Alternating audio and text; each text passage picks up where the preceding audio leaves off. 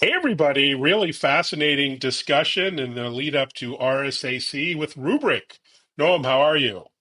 Hey, Evan, I'm good. Really nice being here today. Looking forward to our discussion. I am as well. Before we dive into all things Rubric, maybe introduce yourself, your journey, which, fascinating journey to Rubric, and how that kind of experience shaped your perspective, philosophy about data security. Yeah, sure. So I spent many years in the security space, doing research from the intelligence and being all the way through R&D departments. And then I joined a startup called Laminar in DSVM space, where I joined day one. And day one, you join a startup, there isn't much to do, but just write a bunch of code and start developing and building the product. One thing that I loved right off the bat was talking to customers, understanding what they need. So, being a startup, you do anything. I was the support. Every customer had my personal number at the start, and pre-sale and events and anything to deal with customers. We truly built an amazing technology as the DSPM space grew, and really had the privilege of being acquired by Rubric.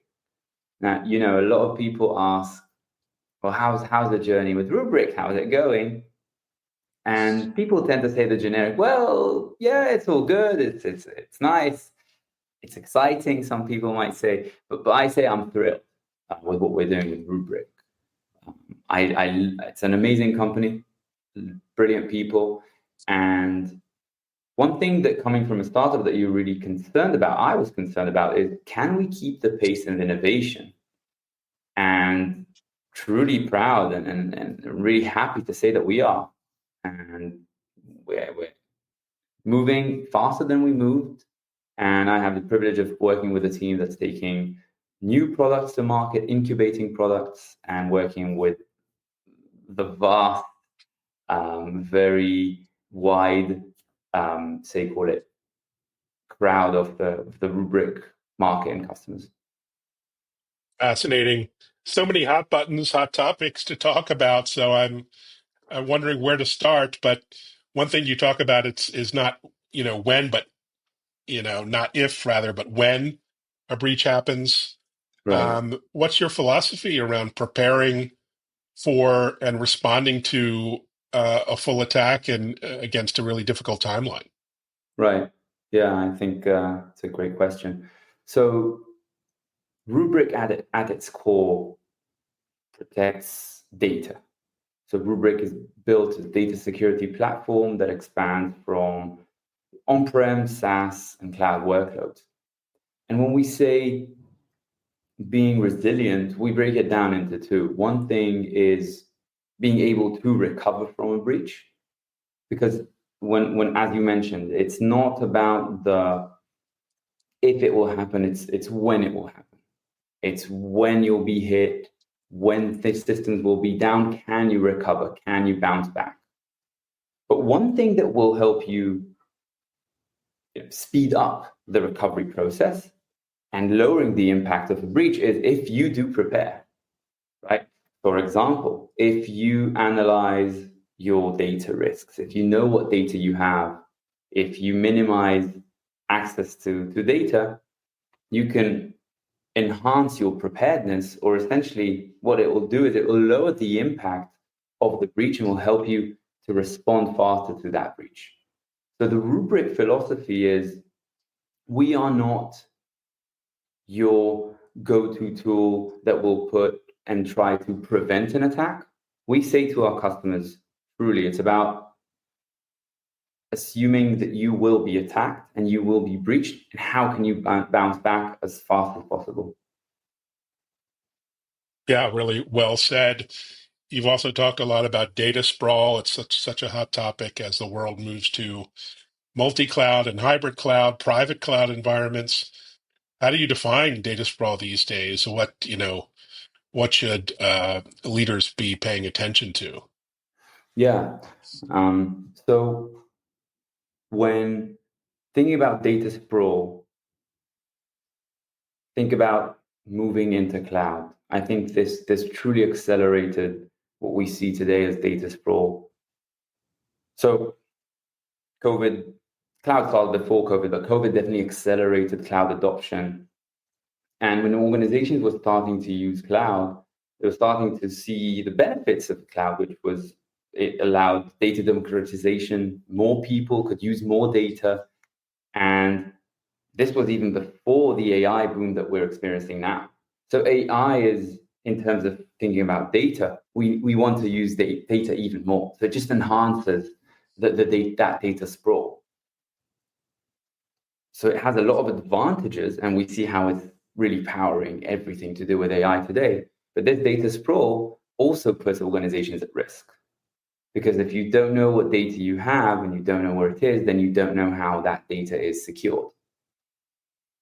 So today, especially with moving into cloud and even in 365 environments, we just see, say, data stores like S3 or sometimes your SharePoints just being dumping grounds for data.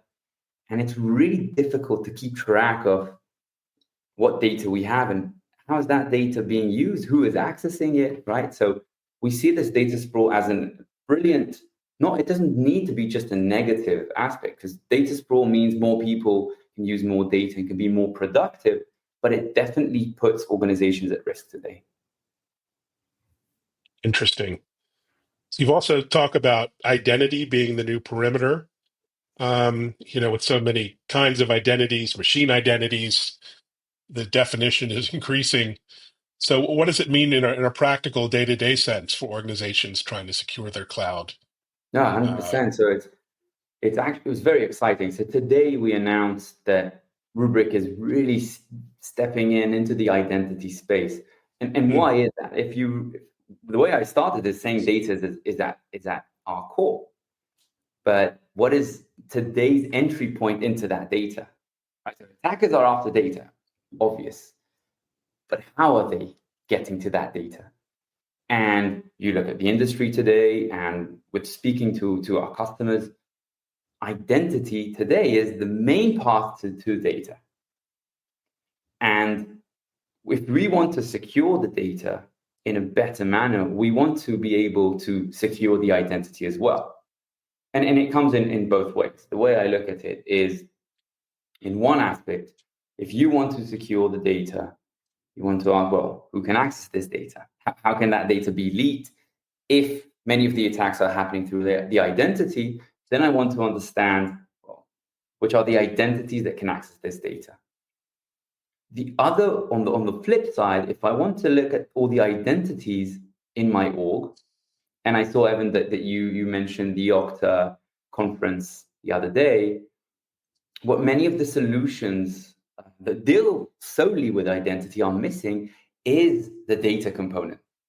So you can see all the identities, but which ones truly can impact sensitive data? And that's something unique that Rubric is bringing to the table now. And truly exciting. We just released an announcement. Would urge anyone of the viewers to just have a look at what we're doing with combining identity and data. Now, that's really interesting. So yeah. Sorry, I'll just interrupt because how do you know what data is critical, where it lives, and how important it is? Because there's I guess all data is not created equally. Correct. Yes. So Rubric has a classification engine, and that classification engine can classify unstructured, structured, semi-structured data, whether it lives on-prem, cloud, or SaaS.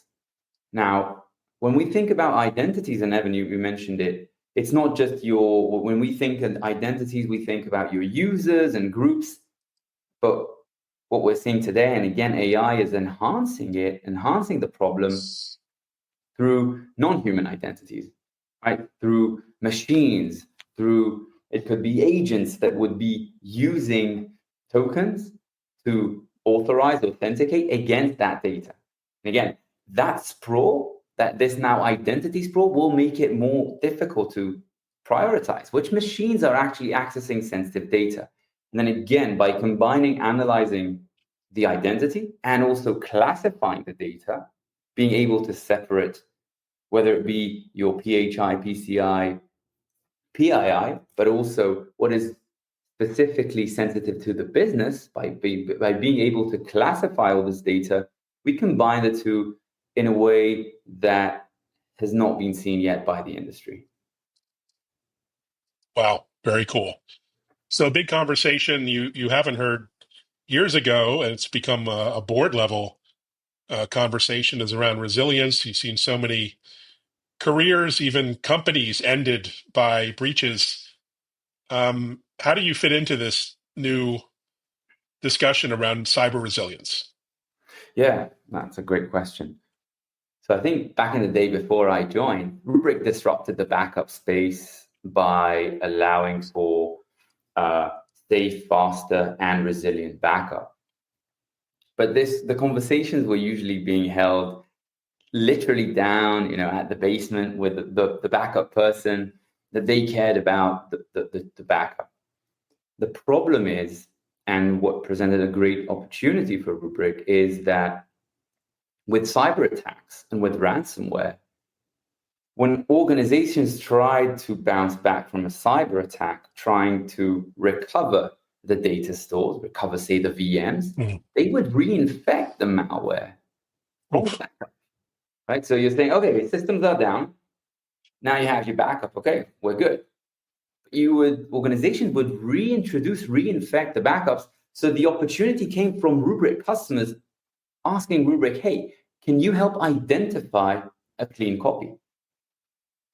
So the jump that Rubric made, the leap that Rubric made from being a backup vendor to being an essential part of a resilient strategy is we back up your data, but if you're hit by a cyber attack, if you're hit by a ransomware, Rubric will help you to quickly see that it's happening, identify the anomaly as it's happening, and also being able to identify a clean copy, identify a clean state, and recover to that state.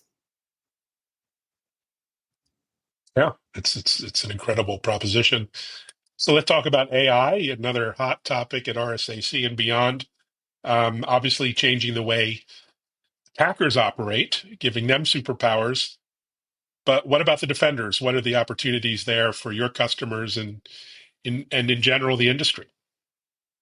Yeah, I think it's a fascinating topic, and Rubric's proud to really remember, going back to the beginning of our discussion.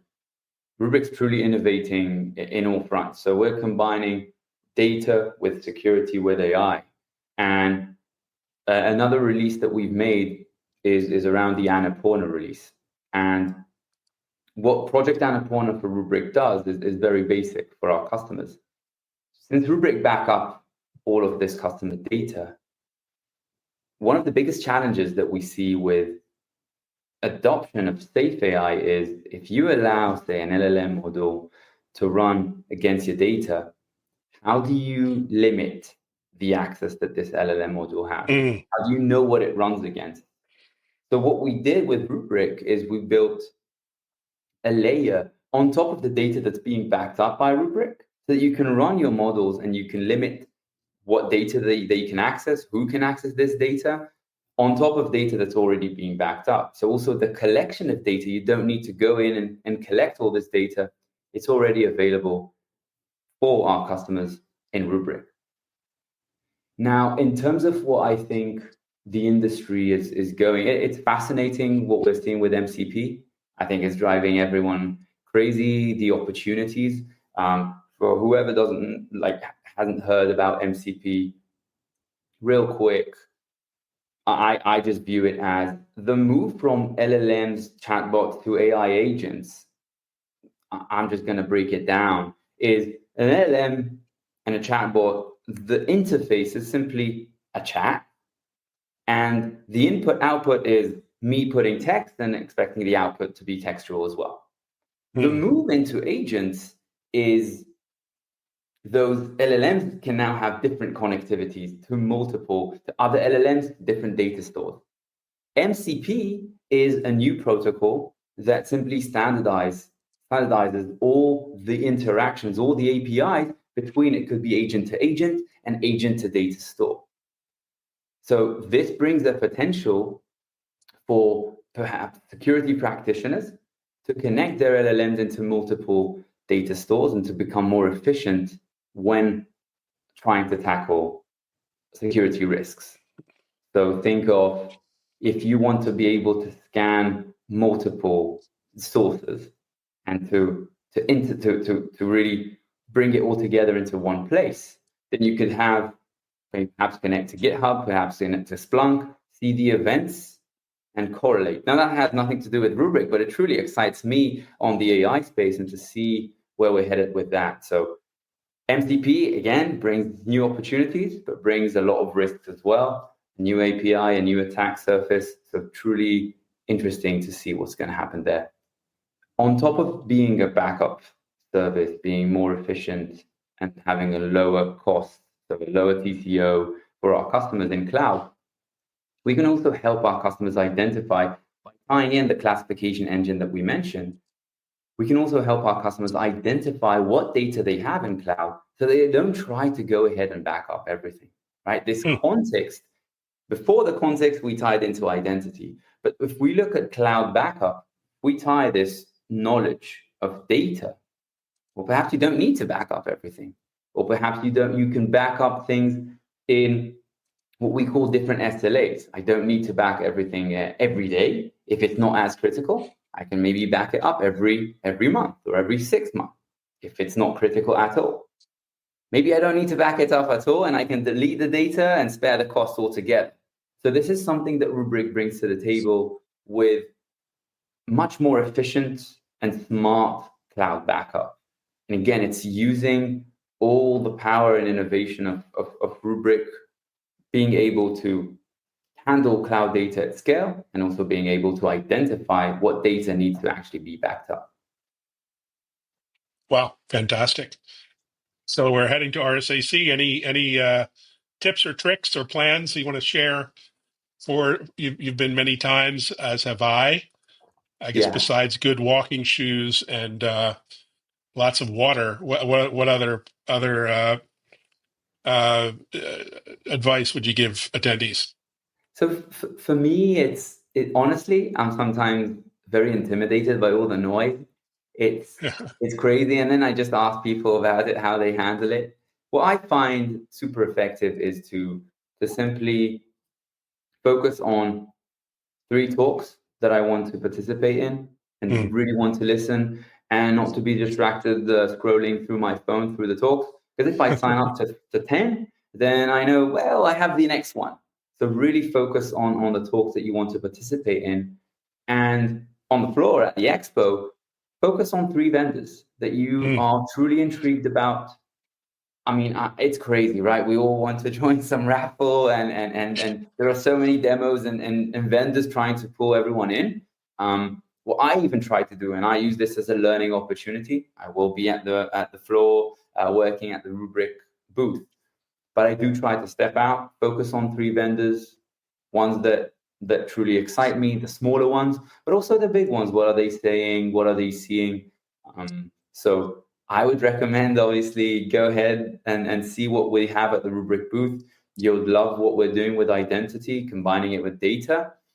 That's me being biased, but with all fairness, truly focus on the vendors that you want to see and the ones that you don't even know about. Yeah, it's always fun discovering things, but it's also good to go with a plan. I create a Google Doc that has just everything I'm planning to do in one place, and contact and emails, and saves you a lot of time and scrolling through emails and texts and other things. So good luck to us all, and we'll see you next week. Okay. Thank you, Evan. Thank you. Thanks very much. Thanks Thanks for listening, everyone, and watching. Take care.